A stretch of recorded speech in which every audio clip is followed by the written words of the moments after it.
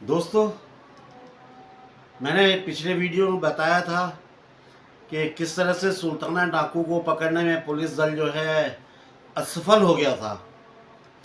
और फिर फ्रेडी साहब और सुल्ताना डाकू के बीच एक मीटिंग भी, एक कॉन्फ्रेंस हुई जो बड़ी फ्रेंडली रही, बड़े दोस्ताना व्यवहार में भी। सुल्ताना डाकू ने फ्रेडी साहब को एक वाटरमेलन भी गिफ्ट किया, तरबूज भी भेंट किया था, याद होगा मैंने बताया था। लेकिन सुल्ताना ने के लिए जो ये बिना शर्त आत्मसमर्पण करने के लिए जो मीटिंग रखी थी, इसका कोई परिणाम नहीं निकला, ऐसा कोई रिजल्ट नहीं निकला, उसने मना कर दिया था। साथ ही उसने फ्रेडी साहब को बोला था कि वो सुल्ताना डाकू को पकड़ने का कोई जोखिम ना उठाएं, क्योंकि पिछले छापे में फ्रेडी साहब, विंडहैम साहब और जिम कॉर्बेट साहब उसके निशाने पर थे। अगर वो अपने आदमियों को आदेश करता तो वो इन तीनों को आसानी से शूट कर देते, तो इनकी रेंज में थे। कहानी में आगे चलूं दोस्तों, पहले तो मैं आप सभी का धन्यवाद करता हूं कि आप लोग उत्तरांचल डायरीज को बहुत प्यार दे रहे हैं, बहुत सम्मान दे रहे हैं। इतना ही नहीं, आप लोग मेरे वीडियो का इंतज़ार करते हैं। साथ ही मैं आप सबसे माफ़ी चाहता हूं कि अपने स्वास्थ्य के कारण मैं समय पर वीडियो नहीं ला पाता हूं, नहीं ला पा रहा हूं, क्योंकि मैंने आपको बताया था कि मेरा ऑपरेशन होने के बाद और ज़्यादा दिक्कतें बढ़ गई थी, बैठने में और दिक्कत हो रही है। ठीक तो अभी भी नहीं है, लेकिन वीडियो लाना भी बहुत ज़रूरी है, तो इसलिए मैंने कहा छोटा ही सही लेकिन एक वीडियो डाल देता हूँ। कोशिश तो कर रहा था कहानी को पूरा करूँगा, लेकिन मैं लग नहीं रहा इस एपिसोड में कर पाऊँगा। तो चलिए घटनाक्रम को आगे बढ़ाते हैं। सुल्ताना डाकू के बिना शर्त आत्मसमर्पण की जो बात थी वो तो वहीं पर ख़त्म हो गई। इसके कुछ समय के बाद फ्रेडी साहब ने विंडेन साहब और जिम कॉर्बेट साहब को दोबारा हरिद्वार में बुलाया और बताया कि अब सुल्ताना डाकू के साथ जो है ये लास्ट मुकाबला होगा, अंतिम मुठभेड़ होगी, और आप लोग इस मुठभेड़ में साथ में रहेंगे, फोर्स के साथ रहेंगे, क्योंकि ये जो मुकाबला ये बहुत रोचक होने वाला है। एक तरफ तो सुल्ताना डाकू और उसके बचे कुचे 40 आदमी, और दूसरी तरफ पूरा सरकारी तंत्र, 300 आदमियों की भरी पूरी फोर्स। सुल्ताना डाकू और उसके आदमी पुलिस से बचते, अपने आप को बचाते हुए, छिपाते हुए जंगलों में भटक रहे थे, और अब वो काफ़ी थक गए थे, बहुत परेशान हो गए थे, थक गए थे। रोज़ कभी कहीं भाग रहे हैं पुलिस से बचने के लिए। और नजीबाबाद के जंगलों के बीच में कोई एक मवेशियों का छप्पर था, जिसपे इन सब लोगों ने शरण ली हुई थी।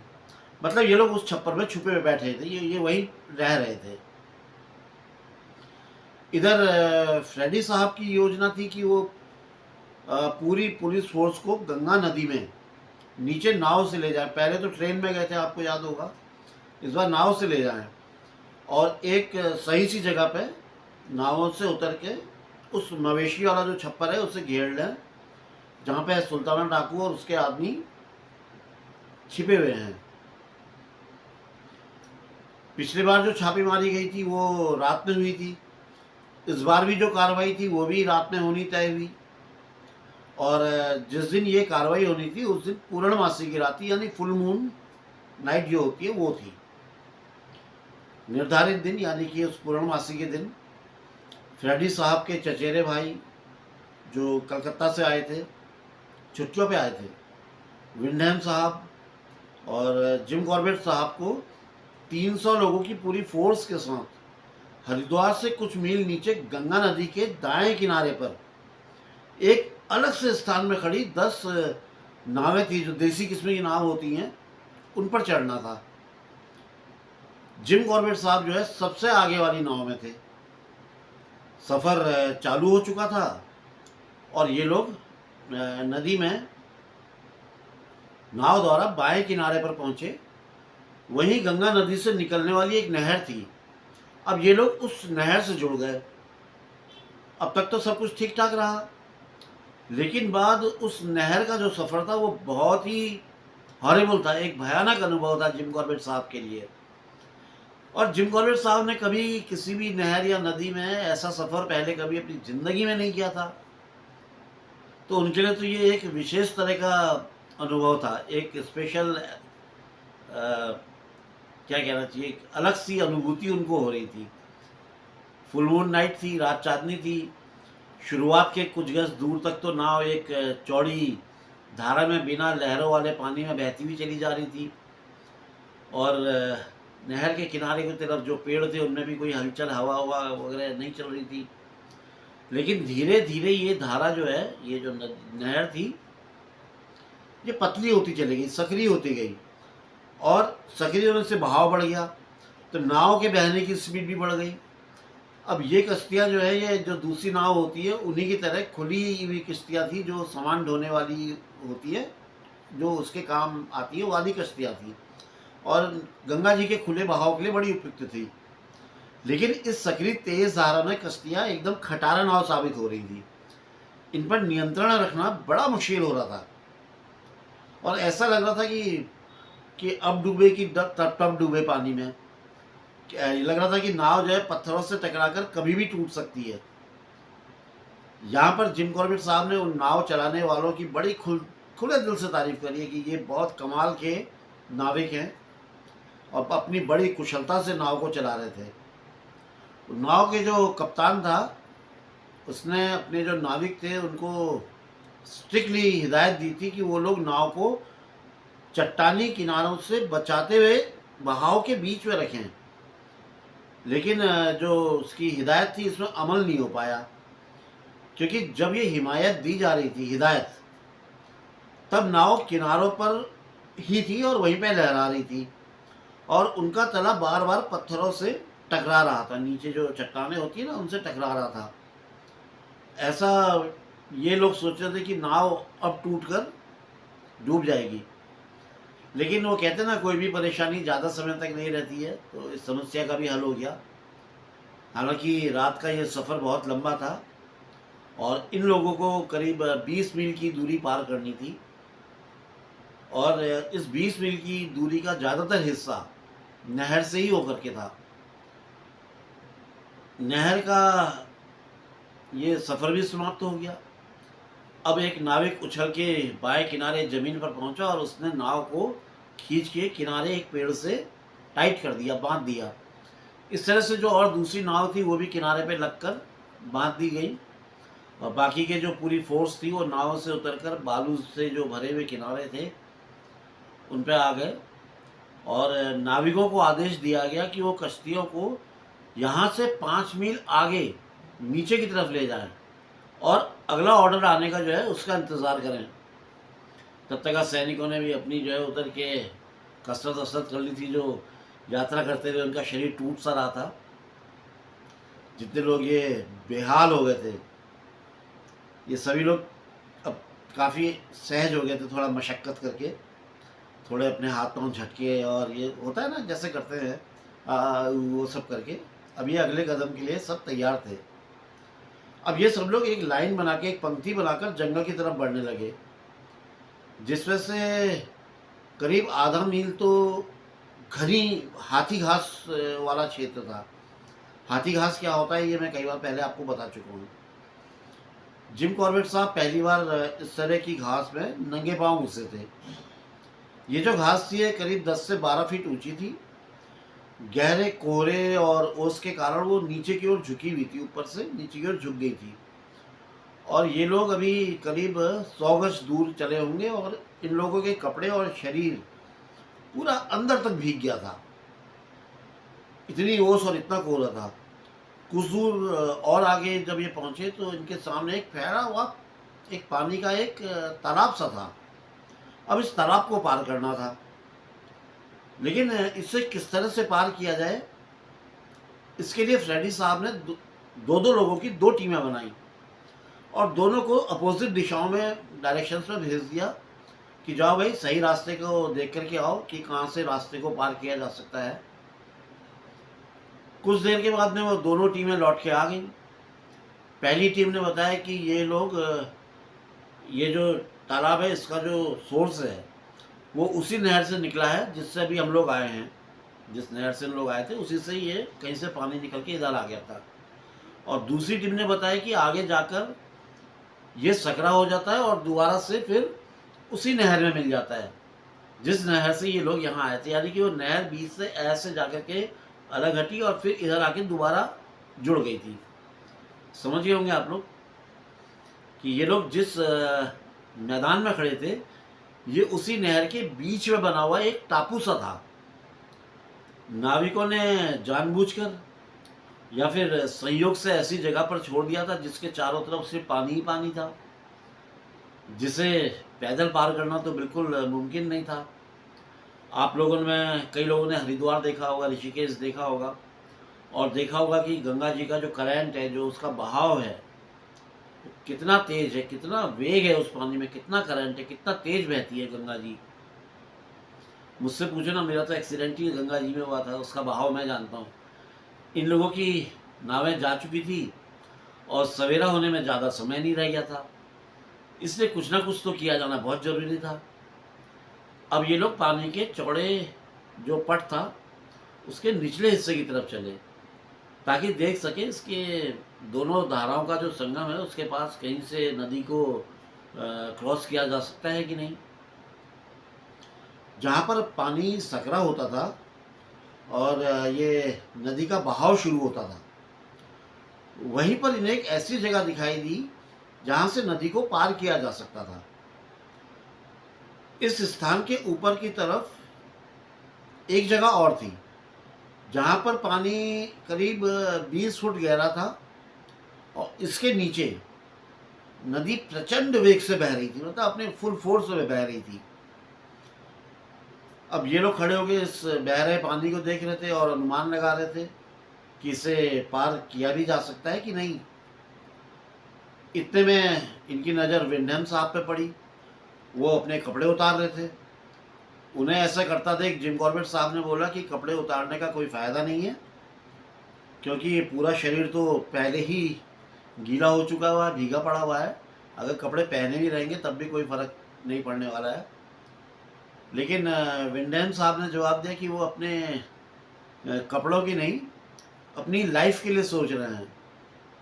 और ऐसा बोलते बोलते उन्होंने अपने कपड़े उतार दिए।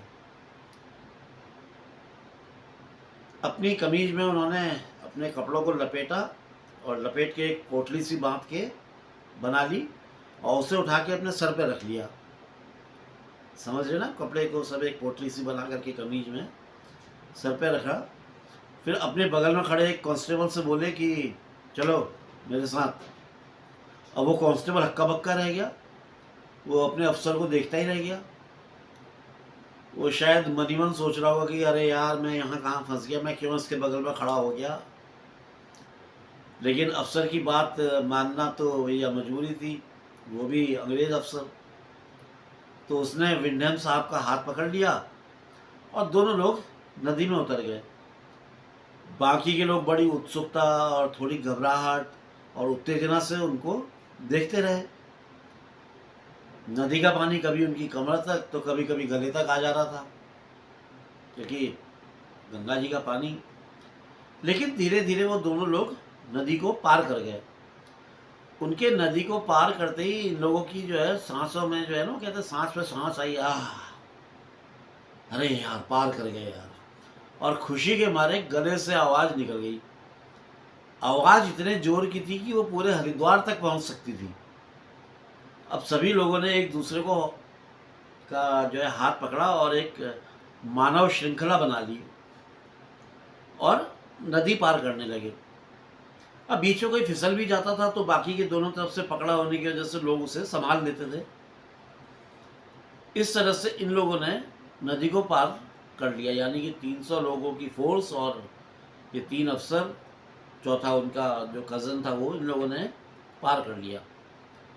अब पार करने के बाद में इन लोगों की मुलाकात जो फ्रेडी साहब के जो विश्वस्त आदमी थे उनसे हुई, जिसने उसने उगते हुए सूरज की ओर इशारा करते हुए कि बोला कि साहब आप लोगों ने आने में बहुत देर कर दी है और अब ये संभव नहीं है कि इतना बड़ा दल यानी कि 300 लोगों का दल जंगल के बीच पड़ने वाले एक खुले मैदान, मतलब उससे बीच एक खुला मैदान था, उस मैदान में बिना चारवाहों की नज़र में आए पार किया जा सके। और चारवाहों की नज़र में आता तो सुल्ताना को खबर हो जाएगी, क्योंकि उसके आदमी होते थे सब। अब एक ही उपाय रह गया था कि ये लोग वापस उसी द्वीप पर चले जाए जहाँ पे वो हाथी घास थी और जहाँ से इन लोग अभी नदी पार करके आए थे। थोड़ी देर सोच विचार कर फ्रेडी साहब ने निर्णय लिया कि सब लोग वापस उसी द्वीप पे जाएंगे जहाँ से ये लोग अभी आए थे। अब आदेश था तो आदेश होते ही सब लोग वापस हो गए। अब इस बार जो है नदी को पार करना इन लोगों के लिए इतना मुश्किल नहीं हो रहा था जितना कि आते समय था। तो होता ही है, जब आप एक ही रूट पे दोबारा चले तो वो इजी हो जाता है। खैर आदेश प्राप्त होते ही सब लोग नदी को पार करके दोबारा उसी हाथी घास वाले मैदान पे आ गए। लेकिन अब एक समस्या और खड़ी थी, सामने आ गई। जो नदी पार करने में जो कपड़े भीग गए हैं उन्हें सुखाया कैसे जाए। लेकिन ये काम भी निपट गया जल्दी, क्योंकि धूप बहुत तेज़ थी और उसी धूप में जो है कपड़े सूख गए। ये लोग अब फिर थोड़ा सा तरोताज़ा हो गए थे, कपड़े सूख गए थे तो जो चिलचिलाहट चिपचिपाहट रहती थी उस सबसे अब मुक्ति मिल गई थी, काफ़ी फ्रेश हो गए थे। फ्रेडी साहब ने अपने बैग से एक ड्राई चिकन पीस और ब्रेड स्लाइसेस निकाली, जिसकी वाकई में उस टाइम में बहुत आवश्यकता थी, क्योंकि ये लोग गंगा जी के ठंडे पानी को पार करके आए थे, भूखे थे, प्यासे भी थे, तो उससे काफ़ी इन लोगों को राहत मिली। जिम कॉर्बेट साहब के अंदर तो एक काबिलियत थी जो आप लोग जानते ही हैं कि वो कहीं पे भी कैसी भी जगह हो सो जाते थे, कैसा ही पेड़ हो कैसी ज़मीन हो, उनको नींद आ जाती थी। सो ही क्या जाते थे, वो बेहतरीन नींद लेते थे। और उनको एक अच्छी जगह मिल गई जो बालू से भरी हुई थी, वहाँ पे गए, उस पर जाके अपना सो गए। अब इस दिन का जो ये बड़ा हिस्सा था ये निकल चुका था, काफ़ी दिन निकल चुका था। कुछ देर के बाद किसी की छींक की आवाज़ आई, जिसको सुनकर जिम कॉर्बेट साहब की नींद खुल गई और ये अपने साथी मतलब फ्रेडी साहब और विंडहैम साहब के पास पहुँचे। वहाँ पहुँचकर इन्होंने देखा कि इनके दोनों साथियों को जो है परागज बुखार आया हुआ है। अब कई मित्र जानना चाहेंगे कि ये परागज बुखार क्या होता है, परागज ज्वार किसे कहते हैं। दोस्तों ये एक तरह का सीजनल फीवर होता है जिसमें छींकें आना, आँखों के आसपास खुजली लगना, नाक बहना, आँखों से पानी बहना, ऐसे कुछ इसके सिम्टम्स होते हैं। ये सीजनल फीवर जो इंडियन जो थे, जो भारतीय जवान थे, उनको नहीं हुआ था, लेकिन जो अंग्रेज जवान थे, ब्रिटिश थे, उनको और फ्रेडी साहब को, विंडम साहब को, और विंडम साहब ये फ्रेडी साहब का जो कज़न था उसको हो गया था। इसका कारण हाथी घास थी, क्योंकि सुबह के समय जब ये हाथी घास पार कर रहे थे तो उसमें ओस गिरी हुई थी और उसके रोए जो है भीगे हुए थे, लेकिन धूप निकलने के बाद वो सूख गए थे और अलग अलग हो गए थे।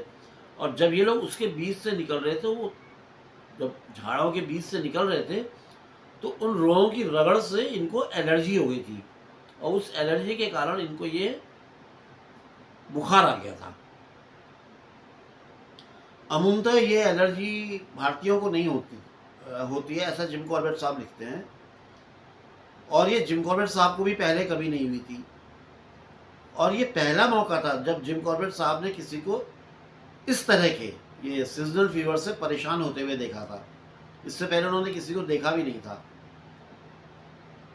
फ्रेडी साहब का चचेरा भाई जिसका जिक्र मैं कर रहा हूँ, वो एक गार्डनर था।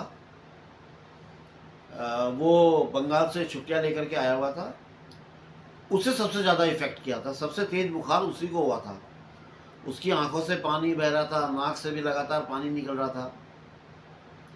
फ्रेडी साहब भी अपनी छींकें नहीं रोक पा रहे थे, उनको भी लगातार छींकें आ रही थी और वो तो इतना ज़ोर से छींकते थे कि मानो धरती हिल रही है, क्योंकि फ्रेडी साहब का शरीर भी थोड़ा भारी भरकम था।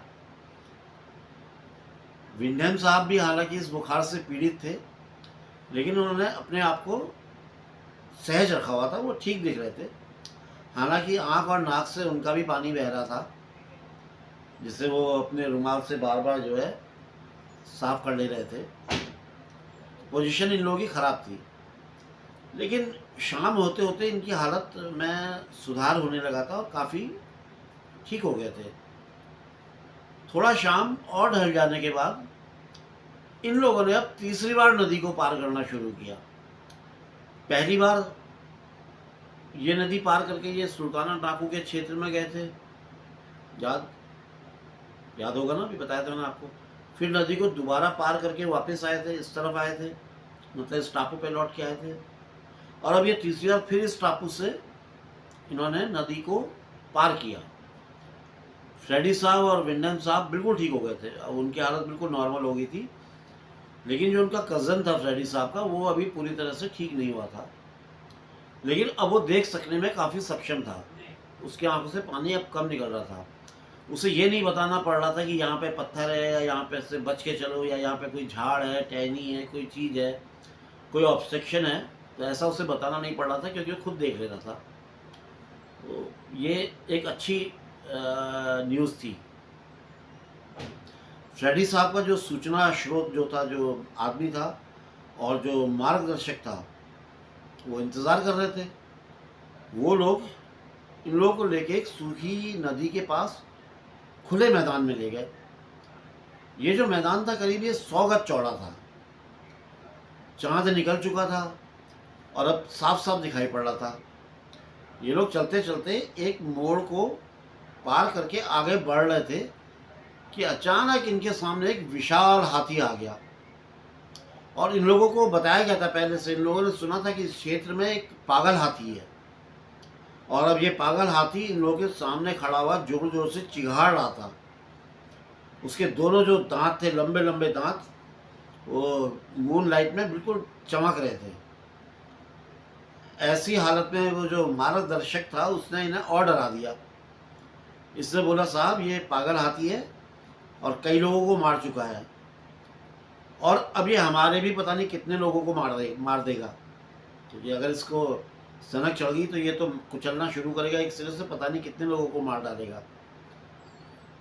शुरुआत में तो हाथी को देखकर यही महसूस हुआ कि ये जो गाइड, जो मार्गदर्शक जो कह रहा है वो सही है, क्योंकि हाथी ने अपनी अटैकिंग पोज बना ली थी, अपनी सूंड ऊपर कर ली थी और कुछ कदम आगे की तरफ बढ़ के भी आ गया था।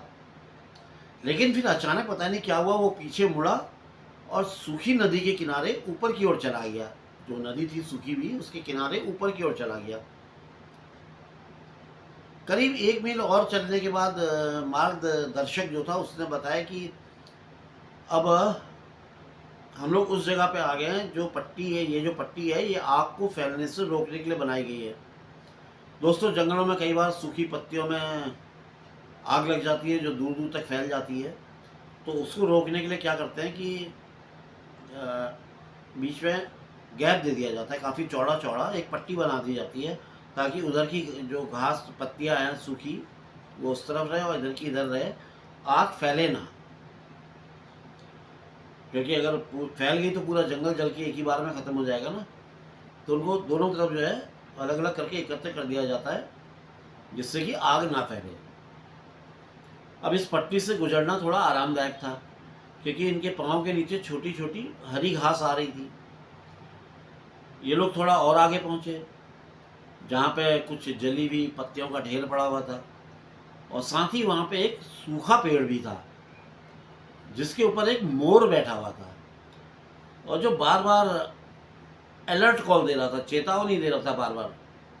तभी इन्होंने देखा कि सामने से रास्ते पर 2 तेंदुए आ रहे हैं, और उन तेंदुओं की नज़र जैसे ही इन लोगों पर पड़ी, वो वापस मुड़े और भाग गए, वहाँ से गायब हो गए। ये दोनों घटनाएं, हाथी और तेंदुओं वाली, अन्य लोगों के लिए तो बड़ी उत्सुकता और डर का कारण बनी हुई थी। डरे हुए थे लोग कि अब तेंदुआ भी है, हाथी भी है, क्या होगा। जबकि जिम कॉर्बेट साहब के लिए ये एक बड़ी खुश करने वाली घटना थी, क्योंकि ये समझ गए थे कि हाथी इन पर मॉक अटैक कर रहा है, उसका इरादा इन लोगों को नुकसान पहुंचाने का नहीं था। और तेंदुए भी जो है अब वो इस स्थान पे नहीं रुकने वाले हैं, क्योंकि यहाँ पे इतने इंसानों को देख करके वो तो पता नहीं जंगल में कहाँ के कहाँ गायब हो गए होंगे। तो वो तो, क्योंकि उनको तो नॉलेज इतनी थी जंगल के जीवों की। करीब 1 मील और चलने के बाद एक बहुत बड़ा बरगद का एक पेड़ आया, और जो गाइड था उसने इनको बोला कि आप लोग सुल्ताना डाकू के क्षेत्र में पहुंच गए हैं और आप सभी लोग इस पेड़ की जद में ही रहें, यानी कि इस पेड़ के पास में ही रहें, और वो खुद आगे जाएगा और सुल्ताना डाकू की खबर लेकर के आएगा। अब वो गाइड आगे बढ़ा और आगे जा कर के एक मवेशियों के छप्पर था, उस पर किसी एक छप्पर में चला गया जहाँ उसका भाई था। अब वो उसके साथ बातचीत करने लगा। फ्रेडी साहब और बाकी की जो फोर्स थी वो बरगद के पेड़ के पास में ही जो है छुपे हुए अपना बैठे रहे। ये जो गाइड था, जो मार्गदर्शक था, उसके भाई की और इसकी कुछ बातें कुछ ज़्यादा ही लंबी चल रही थी, और इधर बाकी जो फोर्स और लोग थे, इन लोगों का जो है भूख के मारे हालत ख़राब थी, बेहाल हो गए थे। दिन में 2 ब्रेड स्लाइस और चिकन पीस के अलावा किसी ने कुछ खाया ही नहीं था, सब परेशान थे। जिम कॉर्बेट साहब के लिए एक परेशानी और थी कि इन्हें सिगरेट पीने की आदत थी, और इनका जो सिगरेट का पैकेट था वो ख़त्म हो गया था। ये अलग परेशान थे। जो गाइड था वो सुबह होने से कुछ देर पहले लौटा, और लौट के उसने बताया कि सुल्ताना डाकू और उसके गिरोह के लोग, जो अब सिर्फ 9 आदमी हैं, वो सभी लोग पिछली रात एक गांव में डाका डालने के लिए हरिद्वार की तरफ गए हैं। अब वो लोग या तो आज या कल दोपहर तक ही लौट के वापस आएंगे, उससे पहले आएंगे नहीं आएंगे कुछ कहा नहीं जा सकता था। अब ये जो पुलिस दल था, इसको जिस चीज़ की ज़रूरत थी वो थी भोजन, क्योंकि इन्होंने कुछ खाया नहीं था। ये लोग खाने की तलाश में निकलते उससे पहले ही गाइड ने बोल दिया कि सुनिए, आप सभी लोग सुल्ताना डाकू के क्षेत्र में हैं, और इस बरगद के पेड़ से बाहर अगर आप निकले तो ये बहुत बड़ी बेवकूफ़ी होगी, क्योंकि आप उसके आदमियों की नज़र में आ जाएंगे। नज़र में एक बार आ जाएंगे तो सुल्ताना डाकू को पकड़ने का मंसूबा फेल हो जाएगा। अब ये बेचारे सभी लोग भूखे प्यासे उसी बरगद के पेड़ की छांव में बैठे रहे। अगला दिन भी थकाऊ रहा, बोरिंग रहा, और ये दिन विंडम साहब का इस फोर्स के साथ अंतिम दिन था, क्योंकि कुमाऊं के कमिश्नर होने के साथ साथ वो टिहरी रियासत जो थी उसके राजनीतिक एजेंट भी थे। और उनका 2 दिन के बाद नरेंद्र नगर के जो राजा थे उनसे एक मीटिंग होनी थी, उनसे एक मुलाकात करना था, एक मुलाकात होनी थी जो पहले से तय थी। रात होते ही एक घास से भरी हुई बैलगाड़ी, जिसे छकड़ा कहते हैं, वो इन लोगों के पास पहुंची, और जब घास को हटाया गया तो उसमें भुने हुए चने और मतलब कुछ भुने हुए चनों के बोरे और करीब 40 पाउंड गुड़ था। अब ये भुने हुए चने और गुड़ सब लोगों में डिस्ट्रीब्यूट कर दिए गए, बांट दिए गए सबको।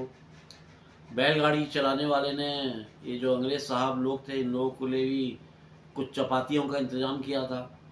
जाने से पहले उसने फ्रेडी साहब को कुछ रोटियां दी जो एक कपड़े के टुकड़े में बंधी हुई थी, और इस कपड़े को देखकर लगता था कि इस कपड़े ने जो है अच्छे और बुरे दोनों दिन देखे थे क्योंकि जब कपड़ा नया होगा तो अच्छा होगा, चमकदार होगा, और अब ये कपड़ा पुराना हो गया था, इसकी चमक भी चली गई थी, और फाड़ करके इसको जो है पोटली बनाई गई थी। इसलिए जिम कॉर्बेट साहब लिखते हैं कि इस कपड़े ने अच्छे और बुरे दोनों तरह के दिन देख लिए थे तो ये अब गुड़ चना वना खा करके सब लोग जो है वहीं पीठ के बल अपना ज़मीन में लेटे हुए थे, और कल्पनाओं में थे कि हरिद्वार में होते तो गर्म भोजन और नर्म बिस्तर में सो रहे होते। सब अपनी अपनी कल्पनाओं में थे। तभी जिम कॉर्बेट साहब को एक आवाज़ सुनाई दी, और ये जो आवाज़ थी ये किसी तेंदुए द्वारा चीतल को मारने की थी, यानी किसी तेंदुए ने चीतल को मारा था। और ये एक बहुत बढ़िया मौका था कि इन लोगों को छक्कर भोजन मिल जाए, क्योंकि जिम कॉर्बेट साहब को जो रोटी मिली थी उसे खाने के बाद उनकी भूख खत्म होने के बजाय और बढ़ गई थी, यानी कि उनको और भूख और तेज लगने लगी थी। जिम कॉर्बेट साहब उठे और फ्रेडी साहब से बोले कि साहब जरा अपनी खुकरी मुझे दे दीजिए। तो फ्रेडी साहब ने पूछा, क्यों जिम, क्यों भाई, तुम्हें खुकरी की क्या ज़रूरत पड़ गई, तुम क्या करोगे खुकरी का? तो जिम कॉर्बेट साहब ने बताया कि ये जो अभी तेंदुए ने जो ये चीतल को मारा है ना अभी, ये उस चीतल के पाँव काट कर लाएंगे ताकि सबको भोजन मिल सके। और फ्रेडी साहब ने बड़े आश्चर्य से जिम कॉर्बेट साहब की तरफ देखा और आश्चर्य से पूछा, अरे भाई कौन सा चीतल, किस तेंदुए की बात कर रहे हो तुम? हालांकि चीतल की आवाज़ फ्रेडी साहब ने भी सुनी थी और उसके बाद लगातार चीतलों के बोलने की आवाज़ें आ रही थी, लेकिन उनको ये लग रहा था कि ये हो सकता है कि इन लोगों पर जो लोग नज़र रख रहे हैं सुल्ताना डाकू के, वो सतर्क रहने के लिए चीतल की आवाज़ निकाल रहे हो। शायद कोई कोड हो आवाज़ निकाल के कुछ बताने की, इन लोग नज़र में आ गए हो सकता है। जो भी हो, अगर जिम कॉर्बेट साहब सही भी हैं, यानी कि अगर तेंदुए ने ही चीतल को मारा है, तब भी ऐसे समय में बंदूक का इस्तेमाल नहीं हो सकता था। बंदूक का इस्तेमाल नहीं हो सकता था, बिना बंदूक के तेंदुआ वहाँ से हट नहीं सकता था, तो चीतल को तेंदुए से छीन के लाया ही नहीं जा सकता था। तो फ्रेडी साहब यही सब सोच रहे थे कि यार नहीं, पॉसिबल नहीं है कि चीतल को लाया जा सके। तो और दूसरी एक बात और थी कि जिम कॉर्बेट साहब इस बार अपनी राइफल साथ नहीं लाए थे, क्योंकि उन्हें पता नहीं था कि इस बार उनका इस्तेमाल कैसे होने वाला है, यानी कि जिम कॉर्बेट साहब को क्या काम मिलेगा, उन्हें कुछ पता ही नहीं था, तो राइफल लेके नहीं आए थे। फ्रेडी साहब ने कहा, भाई ये चीतल वीतल को लाने का जो ये विचार है ये कुछ मेरे समझ में नहीं आ रहा है, और ये बोल करके उन्होंने कहा कि इस बात को अब यहीं पे ख़त्म करो, और बात वहीं पे ख़त्म कर दी। हालांकि जिम कॉर्बेट साहब को बहुत अच्छी तरह से पता था कि आवाज़ हिरणों के सतर्क होने की नहीं है, बल्कि ये आवाज़ इसलिए दे रहे हैं कि उनके एक साथी को तेंदुए ने मार दिया है। लेकिन फ्रेडी साहब को समझा पाना कोई आसान काम नहीं था, इसलिए जिम कॉर्बेट साहब कुछ नहीं बोले और भूखे ही लेट गए। उन्होंने कहा चलो छोड़ो, अब ऐसे ही सो जाओ। रात कट गई और रात में कोई विशेष कोई ऐसी घटना भी नहीं घटी। अब जब सवेरा हो गया तो विंडम साहब और जिम कॉर्बेट साहब हरिद्वार की तरफ अपनी जो ये लंबी यात्रा थी इस पर निकल पड़े। इनको जाना था ना। इन लोगों ने भीमगौड़ा बांध से गंगा नदी को पार किया और डांग बंगले पर पहुंचे। वहाँ खाना खाने के बाद ये लोग बांध की तरफ जो पानी फैला हुआ था उसमें मछली पकड़ने की तरफ के लिए अपना निकल गए। काफ़ी देर तक इन्होंने वहाँ पर फिशिंग करी और काफ़ी मछली पकड़ी और फिर वापस डाक बंगलों में आ गए। अगली सुबह, अब रात कटी, अगली सुबह जिस टाइम विंडेम साहब नरेंद्र नगर में राजा से मिलने के लिए जा रहे थे और जिम कॉर्बेट साहब अपने भूखे दोस्तों के लिए भोजन सामग्री एकत्र कर रहे थे, यानी कि फोर्स के लोगों के लिए, तभी एक रनर इनके पास खबर लेकर के आया।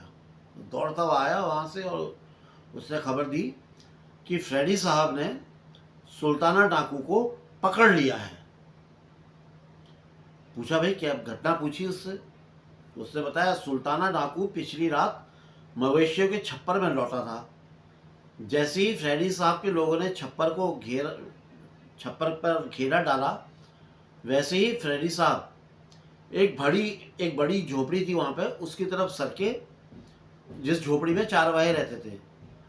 झोपड़ी के अंदर एक आदमी चारपाई पर सर तक चादर ताने सो रहा था, यानी सर तक उसे चादर तानी थी और सो रहा था। फ्रेडी साहब ने तुरंत चारपाई पे चढ़कर उससे दबोच लिया, यानी कि उसके ऊपर चढ़ गए चारपाई पे और दबा दिया। अब वो दबाव के कारण सुल्ताना डाकू कोई प्रतिरोध नहीं कर पाया और अपना संकल्प भी उसका पूरा नहीं कर पाया कि उसे जिंदा नहीं पकड़ा जा सकता था। उसको मार ही सकते हैं, जिंदा पकड़ में नहीं आ सकता है। छापे के समय झोपड़ी में 6 डाकू थे। उनमें सुल्ताना सहित 4 पकड़े गए और 2 अन्य, जिसमें एक का नाम बाबू और दूसरा पहलवान जो सुल्ताना का दाहिना हाथ था, वो पुलिस के घेरे को तोड़कर भागने में कामयाब हो गए। हालांकि उन पर फायर भी किए गए, लेकिन वो फिर भी भाग निकले। दोस्तों यार थोड़ा सा तकलीफ बढ़ रही है, इसलिए क्या सुल्ताना डाकू को वाकई में पकड़ लिया? और अगर पकड़ लिया तो फिर उसके बाद क्या किया गया? या सुल्ताना डाकू जो 2 लोग भागे थे, जिन्हें बाबू और पहलवान कहा जा रहा है, उनमें एक सुल्ताना था, क्या हुआ था? ये सारा वृतांत मैं अगले वीडियो में बताऊंगा, क्योंकि कुछ वीडियो की लंबाई और मेरी अपनी तबीयत के कारण मैं ज़्यादा बैठ नहीं पा रहा हूँ। जो दोस्त पहली बार वीडियो में आए हैं उन सबसे हाथ जोड़ के उनका अभिनंदन करता हूँ, आभार प्रकट करता हूँ, स्वागत करता हूँ और उनसे रिक्वेस्ट करता हूँ कि अगर अच्छा लग रहा हो स्टोरी सुनना तो मेरे चैनल को सब्सक्राइब कर दें और बेल आइकन दबा दें। अपने लाइक और कमेंट्स ज़रूर दें।